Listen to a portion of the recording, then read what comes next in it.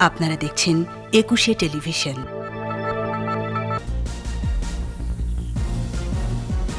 বাজারে পরিবহন ধর্মঘটের প্রভাব, যাত্রীর চাপ বাড়ছে রেলে, ভাড়া পুনর্নির্ধারণের বৈঠক কাল। বিচারহীনতার সংস্কৃতি থেকে বেরিয়ে আসার আহ্বান, অসাম্প্রদায়িক দেশ গড়তে ৭২-এর সংবিধান পুনঃপ্রবর্তনের দাবি। জলবায়ু পরিবর্তনের প্রভাব মোকাবেলায় অর্থায়ন বরাদ্দে অসঙ্গতি, ঝুঁকিতে থাকা দেশগুলোর প্রাপ্তি নিয়ে প্রশ্ন। নির্বাচনী পরিবেশে করোনা সংক্রমণ নিয়ে সতর্ক থাকার আহ্বান স্বাস্থ্যমন্ত্রীর, কমিউনিটি ক্লিনিক পর্যায়ে টিকাদান শুরু। শুনছিলেন ফার্স্ট সিকিউরিটি ইসলামী ব্যাংক লিমিটেড সংবাদ শিরোনাম। আমন্ত্রণ রাত ১১টার ২১ সংবাদে, সাথে আছি আমি রীতা চৌধুরী। দর্শক, ২১ টেলিভিশনের সংবাদ একই সাথে সরাসরি দেখতে পাবেন আমাদের ফেসবুক পেজ www.facebook.com/2124 অনলাইনে। এছাড়া সংবাদে আরও থাকছে: রূপপুর যেন এক টুকরো রাশিয়া, গড়ে উঠেছে ভবন, শপিং মল, আন্তর্জাতিক মানের হোটেল।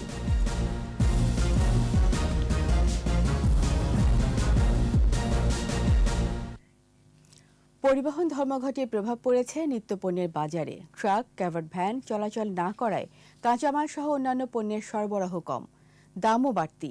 এদিকে গণপরিবহন না থাকায় দ্বিগুণ তিনগুণ ভাড়ায় রিকশা, মোটরসাইকেলে যাতায়াত করতে হচ্ছে। দূরপাল্লা যাত্রীরা ভিড় করছেন রেল স্টেশনে। আকবর হোসেন সুমনকে সাথে নিয়ে মানিক শিকদারের রিপোর্ট।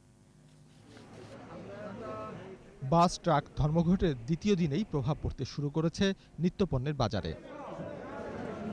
বিক্রেতারা বলছেন সরবরাহ কম, তাই দাম বাড়ছে। ধর্মঘট চলতে থাকলে দাম আরও বাড়বে। ট্রাকগুলো তো আসতে পারতেছে না, এই কারণে আরো বেশি বাজারের দামটা বাইরে গেছে বেশি। আর 150 টাকার ভাড়া 500 টাকা দিয়ে আয়ে ডাইল কোন, চিনি কোন, তেল কোন, সমস্ত কিছু এই উচিলে আবার বৃদ্ধি পাইব। আমাদের পরিস্থিতি কি হইব তখন? আমরা তো কাস্টমারকে বুঝাইতে পারি না। এদিকে রাজধানীর রাজপথে বিআরটিসির কিছু বাস চললেও অন্য কোনো গণপরিবহন নেই। বাধ্য হয়ে বাড়তি ভাড়ায় যাতায়াত করতে হচ্ছে রিকশা, সিএনজি চালিত অটোরিকশা, মোটরসাইকেলে। বিআরটিসি যেতে পারি, না হলে রিকশায় যাব বা সিএনজিতে। এখান থেকে মিরপুরে সিএনজিতে চায় 500 টাকা। দূরপাল্লার বাস চলাচল বন্ধ থাকায় চাপ বেড়েছে রেলে। গাদাগাদি করে টিকিটের জন্য লাইনে যাত্রীরা। পরিবহন বন্ধ থাকার কারণে রেল স্টেশন আসছি এবং রেলেও টিকিট মিলে না, অনেক প্রচুর যাত্রী। এখন যে ট্রেনটা ছাড়বে এখন সময় 10টা ওভার হয়ে গেছে, এর টিকিট 7টার আগে শেষ। রেল কর্তৃপক্ষ বলছে চাপ সামাল দিতে বিভিন্ন ট্রেনে অতিরিক্ত বগি সংযোজন করা হয়েছে। অতিরিক্ত 22টি বসি করেছে যেন যাত্রীদের এই দুর্ভোগ কিছুটা হলেও লাঘব হয়। এদিকে সংবাদ সম্মেলনে ধর্মঘটের নামে নৈরাজ্য বন্ধের আহ্বান জানিয়েছে যাত্রী কল্যাণ সমিতি। জ্বালানি তেলের মূল্য 15 টাকা বৃদ্ধি পাওয়ায় এবার বাস ভাড়া যাতে 15 পয়সার বেশি না বাড়ে সে বিষয়টি বিবেচনায় নেওয়ার জন্য আমি বাস ভাড়া নির্ধারণ কমিটি তথা সরকার ও বাস মালিক শ্রমিক নেতৃবৃন্দের কাছে জোর দাবি জানাচ্ছি। একই সাথে ডিজেলের বর্ধিত মূল্য প্রত্যাহারেরও দাবি তাদের। সাধারণ মানুষ যাতে ক্ষতিগ্রস্ত না হয়। মানিক শিকদার, ২১ টেলিভিশন, ঢাকা। এদিকে পরিবহন ধর্মঘটে দেশের বিভিন্ন স্থানেও বেড়েছে নিত্যপণ্যের দাম, আর যাতায়াত নিয়ে ভোগান্তি তো রয়েছেই। প্রতিনিধিদের সহায়তায় আরও জানাচ্ছেন মাসুম আলিসা। কর্মসূচির সমর্থনে চট্টগ্রাম নগরীতে বিক্ষোভ করছে পরিবহন শ্রমিকরা। বাস চলাচল বন্ধ থাকায় ভোগান্তিতে পড়েছে কর্মজীবী ও সাধারণ মানুষ। সরকার আমাদেরকে নিজের মুখে বলতে হবে ভাড়া দিতে হবে, তেলের দাম আগের মতন করে দিতে হবে। ভার্সিটি আছে, সবকিছু এখন অফলাইনে করছে। এখন এই অবস্থায় যদি এরকম করে, যে এই যে দুর্ভোগ আমরা পড়তেছি। রংপুরেও চলছে পরিবহন ধর্মঘট। কৃষকরা জানিয়েছেন ডিজেলের দাম বৃদ্ধিতে কৃষি উৎপাদনে ব্যয় বাড়বে। বর্তমান যে আলুর আবাদে অন্তত 4 থেকে 4 বার সেচ দিতে হয়, এই সেচ দেওয়া সম্ভব হবে না। তেলের দাম যদি বাড়ে, গাড়ি ভাড়া বাড়ে, এই ভাড়াটা কোনোদিন আর পূর্বের জায়গায় ফিরে যায় না। ময়মনসিংহে বাস, ট্রাক, কাভার্ড ভ্যান চলাচল বন্ধ রয়েছে। সাধারণ মানুষের পাশাপাশি ভোগান্তিতে পড়ার কথা বলছেন পরিবহন শ্রমিকরা। নতুন করে আলোচনা করে বসুক, তাদের যদি তেলের দাম কমুক, যদি ভাড়া বাড়াতে হয় তো ভাড়া বাড়াক, আমাদের কেন কষ্ট হবে। খুলনায় গণপরিবহন না থাকায় দুর্ভোগে সাধারণ যাত্রীরা। পণ্য পরিবহন বন্ধ থাকায় বরিশালের বিভিন্ন হাটবাজারে নিত্যপণ্য ও কাঁচামালের দামও কিছুটা বেড়ে গেছে। এছাড়া নোয়াখালী, সিরাজগঞ্জ, গাজীপুর, কুষ্টিয়া, মেহেরপুর সহ বিভিন্ন স্থানে পরিবহন না থাকায় দুর্ভোগে পড়েছেন যাত্রীরা। মাসুম আলিসা, ২১ টেলিভিশন। পরিবহন মালিক ও সংশ্লিষ্টদের সাথে রোববার বৈঠকে বসবে বিআরটি এর ভাড়া পুনর্নির্ধারণ কমিটি। জানিয়েছেন সড়ক পরিবহন সেতুমন্ত্রী ওবায়দুল কাদের। ভার্চুয়াল ব্রিফিংয়ে তিনি আশা প্রকাশ করেন বৈঠক শেষে ইতিবাচক সিদ্ধান্ত আসতে পারে।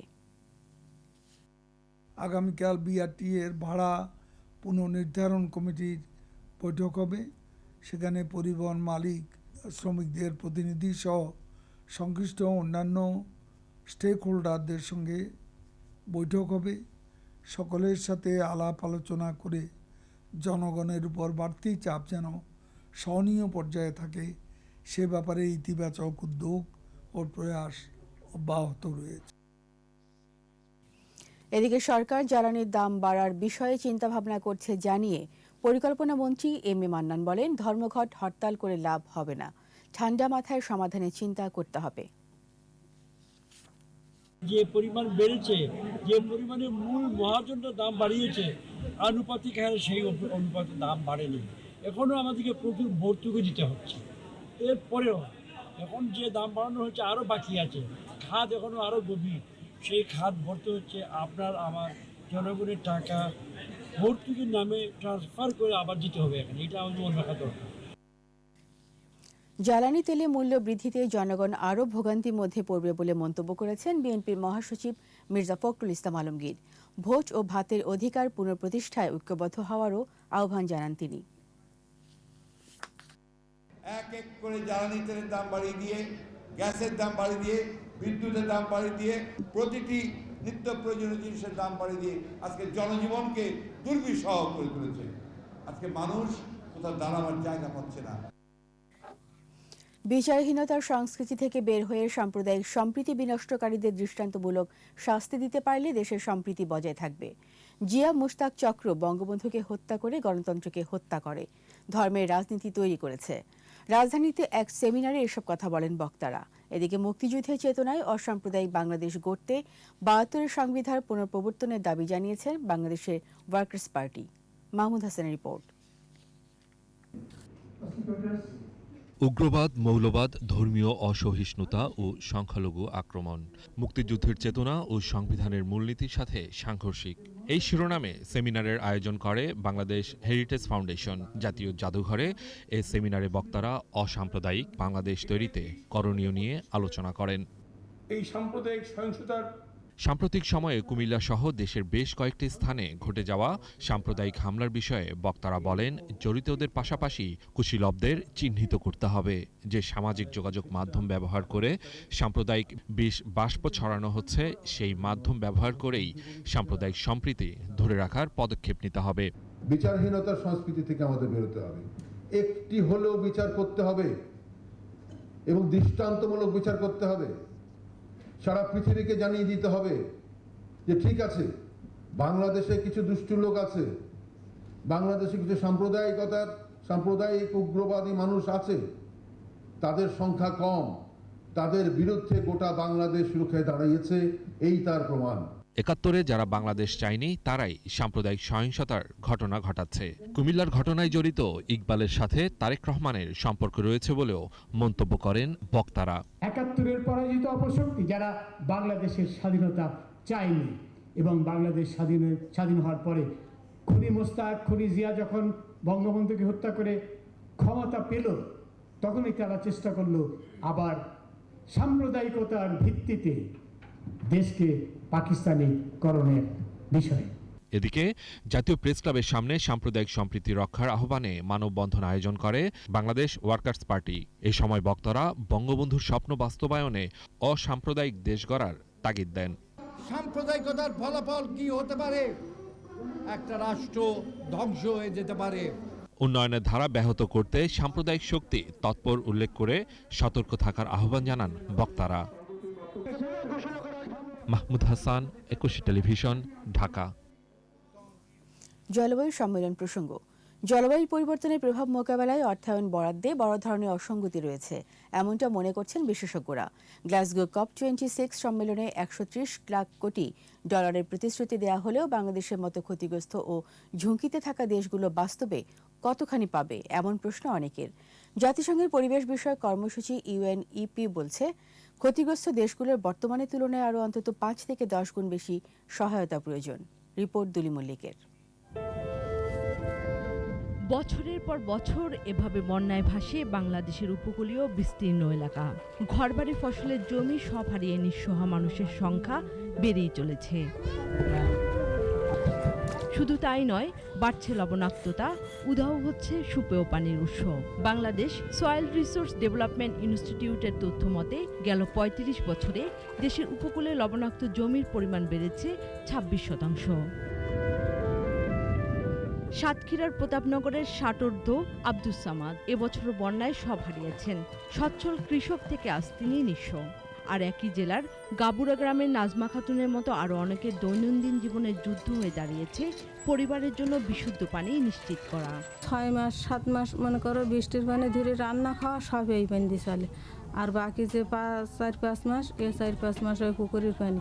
জলবায়ু পরিবর্তনে এমন ক্ষতিকর প্রভাব কাটিয়ে বেঁচে থাকার জন্য যখন বাংলার উপকূলের লাখো মানুষ নিত্য লড়াইয়ে, তখন তহবিলের বড় অংশ পাচ্ছে কয়লা ব্যবহারকারী দেশগুলো। শর্ত দেওয়া হয় এই তহবিল নবায়নযোগ্য শক্তির সক্ষমতা তৈরিতে ব্যবহারের। এবারও COP26 সম্মেলনে প্রতিশ্রুত অর্থের বড় অংশ তাই যাবে ইন্দোনেশিয়া, ভারত, দক্ষিণ আফ্রিকা ও ফিলিপাইনের মতো দেশগুলোতে তাদের চলমান ক্লিন এনার্জি পাইলট প্রজেক্টে। এ অবস্থায় বাংলাদেশের মতো ক্ষতিগ্রস্ত দেশগুলো কতখানি অর্থ বরাদ্দ পাবে এমন প্রশ্নের স্পষ্ট উত্তর মিলেছে জাতিসংঘের পরিবেশ বিষয়ক কর্মসূচির বার্তায়। তারা বলছে, টিকে থাকার জন্য এসব দেশকে বর্তমানের চেয়ে বেশি বরাদ্দ দেওয়া জরুরি। Estimated adaptation costs in developing countries are 5 to 10 times greater than the current public adaptation finance flows. The evidence indicates that this gap is widening, frankly, in wealthy countries who are increasingly finding themselves under the gathering storm. প্রতি বছর জলবায়ু তহবিলে ধনী দেশগুলোর $10,000 কোটি দেওয়ার কথা থাকলেও এ পর্যন্ত তা কখনোই পূরণ হয়নি। দুলি মল্লিক, ২১ টেলিভিশন। ইউনিয়ন পরিষদের নির্বাচনী পরিবেশের কারণে করোনা সংক্রমণ যাতে বেড়ে না যায় সেজন্য সবাইকে সচেতন হওয়ার আহ্বান জানিয়েছেন স্বাস্থ্যমন্ত্রী জাহিদ মালিক। মানিকগঞ্জ সদরে উপজেলা আওয়ামী লীগের বিশেষ বর্ধিত সভায় স্বাস্থ্যমন্ত্রী বলেন, নির্বাচনের সময় স্বাস্থ্যবিধি মেনে সবাইকে কাজ করতে হবে। করোনা নিয়ন্ত্রণে না থাকলে দেশে সবকিছু ব্যাহত হয় বলে মন্তব্য করেন মন্ত্রী।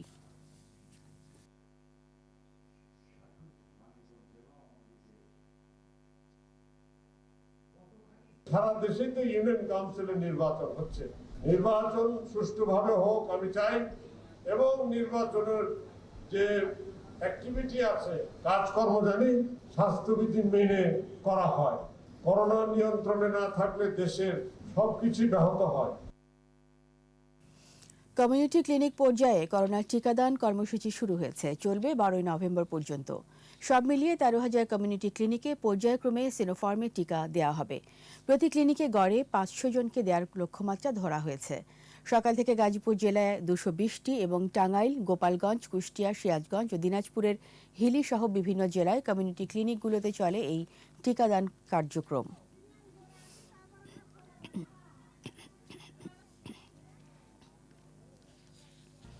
পহেলা ডিসেম্বর থেকে এক কোম্পানির অধীনে 120টি বাস চলবে। রুট হল কেরানীগঞ্জে ঘাটারচর থেকে নারায়ণগঞ্জে কাঁচপুর। 21 কিলোমিটার যান চলাচলের প্রকল্পটি বাস্তবায়ন হলে কমবে রাজধানীর যানজট। স্বপ্নযাত্রার বাকিটা শুনুন মাহমুদ হাসানের কাছে। নগরবাসীকে যানজট মুক্ত করতে একক কোম্পানি চালাবে বাস। স্বপ্ন ছিল প্রয়াত মেয়র আনিসুল হকের। 300 কোম্পানির গণপরিবহন তিনি আনতে চেয়েছিলেন 6টির অধীনে। স্বপ্ন এবার সত্য হতে চলেছে। ঢাকা নগর পরিবহন নামে কোম্পানির মাধ্যমে বাস চালাবে কেরানীগঞ্জের ঘাটারচর থেকে নারায়ণগঞ্জের কাঁচপুর। দীর্ঘ 21 কিলোমিটারের এই পথে বানানো হয়েছে পরিকল্পনা মাফিক যাত্রী ছাউনি। ঢাকা শহরে 9টি ক্লাস্টারের আওতায় যে আমাদের 22টি বাস রুট রেশনালাইজেশন যেটি হওয়ার কথা, এটি প্রথম পর্যায়ে 1 ডিসেম্বর থেকে আমাদের যে রুটটি আমরা পাইলটিং হিসেবে আমরা চালু করতে যাচ্ছি, সেটি কেরানীগঞ্জের ঘাটারচর থেকে আমাদের শনির আকড়া পর্যন্ত। পরীক্ষামূলক নতুন এই রুটে থাকবে না কোনো পুরনো বাস। বাসের গায়ের রঙও নির্ধারণ করেছে সিটি কর্পোরেশন। যেই জায়গায় আমাদের বাস বে এবং আমাদের এই বাস স্টপেজগুলো করা সম্ভব, সেগুলো ইতোমধ্যে আমাদের উদ্যোগ নেওয়া হয়েছে। সবুজের প্রাধান্য রেখে একটা নমুনা বাসের নমুনাও ইতিমধ্যে অনুমোদন করা হয়েছে। সুতরাং আমাদের কোনো লক্কর বাস অথবা অনুমোদনবিহীন বাস অথবা 3 বছরে কোনো পুরনো বাস এই রুটে চলবে না। বাসের চালক ও সহযোগীদের থাকবে নির্দিষ্ট পোশাক। আপাতত এসি গাড়ি থাকছে না এই বহরে। 120টি বাস নিয়ে জয়েন্ট ভেঞ্চার কোম্পানির মাধ্যমে এটি পরিচালিত হবে। কর্পোরেশনের এমন উদ্যোগে দূর হবে যানজট, অভিমত উত্তর আর দক্ষিণ সিটির কর্মকর্তাদের। মাহমুদ হাসান, একুশে টেলিভিশন, ঢাকা। করোনা পরিস্থিতিতে দেশব্যাপী বিধিনিষেধ জারির সময় অন্য ট্রেনগুলোর মতো বেনাপোল এক্সপ্রেসও বন্ধ হয়েছিল। পরে অন্যান্য ট্রেন চালু হলেও বেনাপোল এক্সপ্রেস বন্ধই থেকে যায়। কারণ হিসাবে এখন কর্তৃপক্ষ বলছে যাত্রী সংকটের কথা। বেনাপোল প্রতিনিধি জামাল হোসেনের রিপোর্ট জানাচ্ছেন মাসুম আলিসা। করোনা পরিস্থিতির কারণে বন্ধ ছিল ভারতের পর্যটক ভিসা। এখন ভিসা দেয়া শুরু হয় বেনাপোল চেকপোস্ট দিয়ে আসা যাওয়া করছে অনেকে। তাদের বেশিরভাগ ঢাকা থেকে আসা। ঢাকা থেকে বেনাপোল আসার একমাত্র মাধ্যম বাস। কোনো কারণে ফেরি চলাচল বিঘ্নিত হলে নির্দিষ্ট সময়ে বাস বেনাপোলে পৌঁছতে পারে না। দুর্ভোগে পড়তে হয় যাত্রীদের। এ কারণে ঢাকা বেনাপোল রেল সার্ভিস চালুর দাবি জানিয়েছেন যাত্রীরা। ঢাকা বেনাপোল গাড়িটা চলতো তাহলে ভালো হতো, সুবিধা হতো আমাদের যাওয়া। আমি ইন্ডিয়ায় চিকিৎসা করতে গেছিলাম। চিকিৎসা করার পর ইন্ডিয়া থেকে বাংলাদেশে ঢুকার পরে 1:15 দিকে ট্রেন ছাড়ে। তো আমি ট্রেন স্টেশনে আসছি, আসার পরে দেখি ট্রেন ছাড়ে না। বর্তমানে এই ট্রেনটি বন্ধ আছে, যার কারণে আমাদের যাতায়াতে খুব বিঘ্ন ঘটছে। বেনাপোলের গাড়িটা একটু চালু করে দেন, আমাদের যাতায়াতে খুব কষ্ট আছে। বন্দর ব্যবহারকারী ও যাত্রীদের জন্য চালু হয়েছিল আন্তনগর বেনাপোল এক্সপ্রেস। সেটি এখন বন্ধ। রেল যোগাযোগটা যদি চালু থাকে তাহলে দ্রুত যাওয়া সম্ভব হবে এবং নিরাপদে পৌঁছানো যাবে। দেশের সর্ববৃহৎ স্থলবন্দর বেনাপোলের সাথে সারা দেশের যোগাযোগ ব্যবস্থা নির্বিঘ্ন করতে বেনাপোল এক্সপ্রেস দ্রুত চালু করার দাবি ব্যবসায়ীদের। যদি ট্রেনটার মাধ্যমে আমরা যাতায়াত করতে পারি তাহলে এখানে কিন্তু খরচও কমবে। রেলওয়ে কর্তৃপক্ষ বলছে ট্রেনটি বন্ধ হওয়ার আগ পর্যন্ত মোট 2 লাখ যাত্রী বহন করে 1,24,00,000 টাকা রাজস্ব আদায় করেছিল। করোনাকালীন সময় বন্ধ থাকা পর্যন্ত প্রায় 2 লক্ষ যাত্রী বহন করে প্রায় 1,24,00,000 টাকা মতো রেলওয়ে রাজস্ব আদায় করে। 2019 সালের 17 জুলাই চালু হয় বেনাপোল এক্সপ্রেস। এরপর করোনার কারণে 3 দফা বন্ধ হয়ে যায়।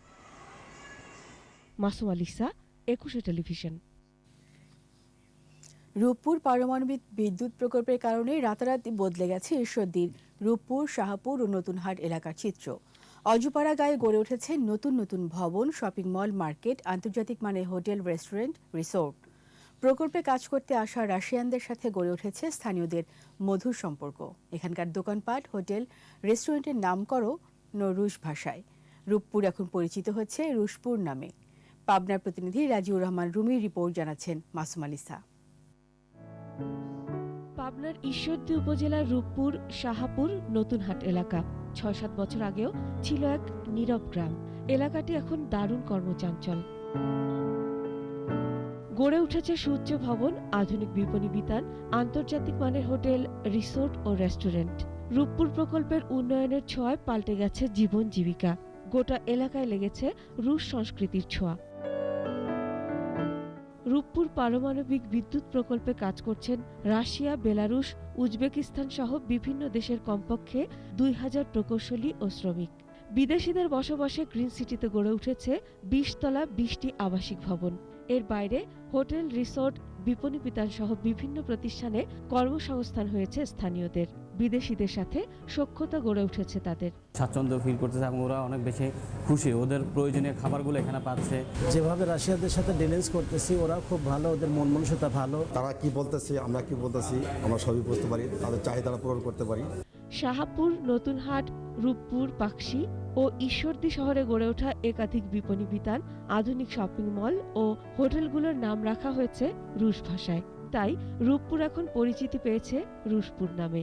আমরা কিনা বেচা আমরা করতেছি, আমি তো আর থাকি এখানে, আমি বেচা কেনা করছি। এখানে যে মার্কেটগুলো গড়ে উঠেছে সম্পূর্ণ রাশিয়ার উপরে নির্ভর করে এবং বিদেশিরা এখানে স্বাচ্ছন্দ্যে কেনাকাটা করে। বাংলাদেশিদেরও আপন করে নিয়েছেন বিদেশিরা। একে অপরের ভাষাও রপ্ত হয়েছে। রূপপুরের রূপে তারাও মুগ্ধ। Very, very best shopping. Всех зову сюда. Welcome to shopping. Бангладеш, город Грин Сити. Мы здесь работаем. Руппура. এরা মানে মারামারি কাটাকাটি এগুলো বোঝে না, এরা খুব সুন্দর। রূপপুর পারমাণবিক বিদ্যুৎ প্রকল্প ঘিরে আগামীতে এ অঞ্চলে আরও উন্নয়ন ঘটবে বলে মনে করেন স্থানীয়রা। মাসুম আলিসা, 21 টেলিভিশন। সমবায়ের মাধ্যমে গ্রামীণ অর্থনীতি বদলে দেওয়ার পরিকল্পনা সরকারের। 50তম সমবায় দিবসে স্থানীয় সরকার, পল্লী উন্নয়ন ও সমবায় প্রতিমন্ত্রী স্বপন ভট্টাচার্য জানিয়েছেন, গ্রামীণ কৃষি ব্যবস্থাকে ঢেলে সাজানোর পাশাপাশি কর্মসংস্থান সৃষ্টির বড় ক্ষেত্রেই হবে সমবায়।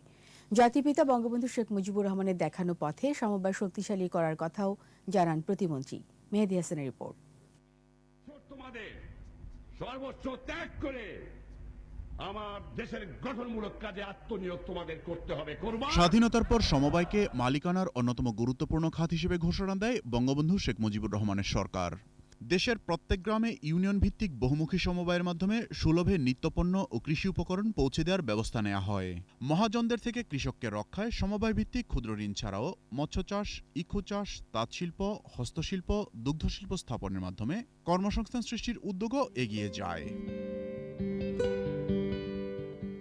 ৭৫-এর ১৫ আগস্ট জাতির পিতাকে হত্যার পর প্রতিক্রিয়াশীল গোষ্ঠীর উত্থানে মুখ থুবড়ে পড়ে সমবায় আন্দোলনও।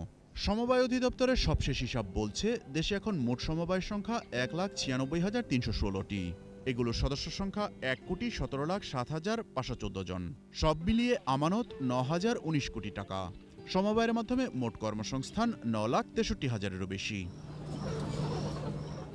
সমবায় সংশ্লিষ্টরা বলছেন, প্রতিটি গ্রাম নিয়ে সমবায়ের যে আন্দোলন বঙ্গবন্ধু শুরু করেছিলেন, সে ব্যবস্থায় ফিরে যাওয়ার চেষ্টা করছেন তারা। প্রত্যেকটি গ্রামে কৃষক সমবায় সমিতি গ্রহণ করে তাদেরকে এই আইআরডিপি ছিল, আইআরডিপি বর্তমানে এখন বিআরডিপি নামে প্রতিষ্ঠিত হয়েছে।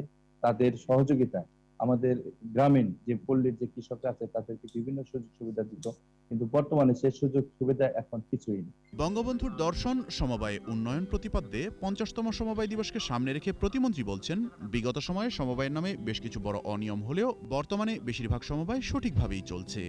এনজিওর মতো করেই এখানে ভুইফোর কিছু পুঁজিপতিকে তারা এই লাইসেন্স দিয়ে এখানে ওই ডেস্টিনি, ওই যুবক, ওই আজিজ কোঅপারেটিভ বা মার্কেন্টাইল, এই ধরনের বৃহৎ পুঁজিপতি তৈরি করার জন্য তারা একে ব্যবহার করেছে। এবং সমবায়ের প্রতি যে মানুষের আগ্রহ ছিল বা বঙ্গবন্ধুর যে নীতিমালা ছিল, সেগুলো ওইভাবে আর বাস্তবায়ন করা যায়নি। যে উদ্দীপনা নিয়ে এদেশে সমবায় আন্দোলন শুরু হয়েছিল, সে পর্যায়ে এখনই ফিরিয়ে নিয়ে যাওয়া সম্ভব না হলেও সমবায়কে শক্তিশালী করার চেষ্টার কথা জানান প্রতিমন্ত্রী। আমাদের সফলতা আছে।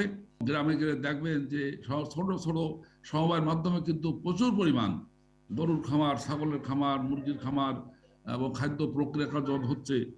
আমরা এখন চেষ্টা করছি যে আমাদের কৃষকের উৎপাদিত পণ্য কিভাবে আমরা এটি সমবায়ের মাধ্যমে আমরা অনলাইনে বাজারজাতকরণ করতে পারি, মধ্যস্বত্বভোগীকে বিলোপ করতে পারি। বঙ্গমাতা শেখ ফজিলাতুন্নেসার নামে প্রতিটি উপজেলায় একটি করে নারী সমবায় প্রতিষ্ঠার কাজ এগোচ্ছে বলেও জানান তিনি।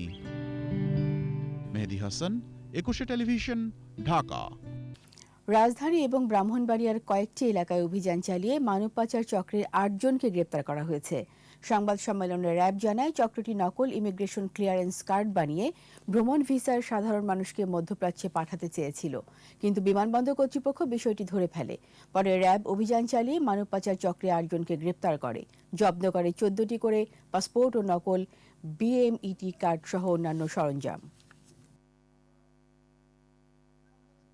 নাইম খান লোটা যে চক্রের মূল হোতা, যে দুবাই প্রবাসী বলছি আমরা, ওখানে তার একটা প্রতিষ্ঠানও আছে, তার মাধ্যমে বেশিরভাগ লোক গিয়েছে। এই 8 জন আমাদের কমপ্লিট চক্র, এটা আমরা এখন পর্যন্ত এটাই আমাদের আছে। বাট বিস্তারিত তদন্ত যখন আমরা করব, তখন হয়তো যদি তাদেরকে আরও বিস্তারিত ইন্টারোগেশন করার মধ্যে আরও যদি 2-1 জনের নাম আসতে পারে। পরিবহন ধর্মঘটে দুর্ভোগ বেড়েছে কক্সবাজারে 30,000-এরও বেশি পর্যটকের। তবে তাদের চট্টগ্রাম পর্যন্ত পৌঁছে দেওয়ার ব্যবস্থা নিয়েছে পুলিশ। দেশব্যাপী পরিবহন ধর্মঘটের কারণে এ ব্যবস্থার সৃষ্টি হয়েছে। সংশ্লিষ্টরা জানায়, এরই মধ্যে অধিকাংশ পর্যটক আকাশপথ ও ছোট যানবাহনে গন্তব্যে পৌঁছেছে। আটকে পড়া 50 পর্যটককে নিয়ে পুলিশের ব্যবস্থাপনায় একটি বাস চট্টগ্রামের উদ্দেশ্যে ছেড়ে গেছে। অন্যদেরও চট্টগ্রামে পৌঁছে দেওয়ার কথা জানিয়েছে পুলিশ। এদিকে দুর্ভোগে পড়া পর্যটকদের জন্য হোটেল মোটেল মালিক সমিতি 30% ছাড় দেওয়ার কথা জানিয়েছে।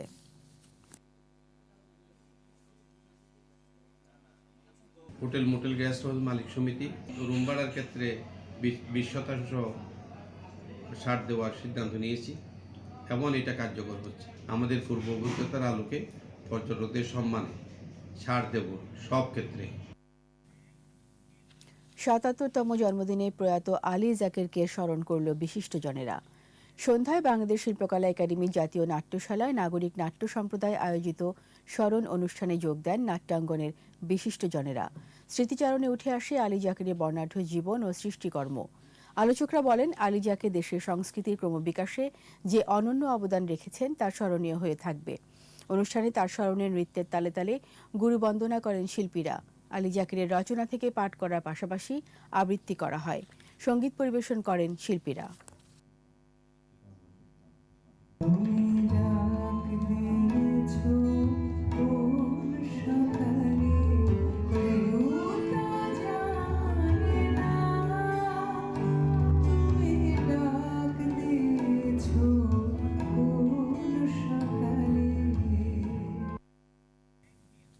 এবার SIBL ব্যবসা বাণিজ্যের খবর।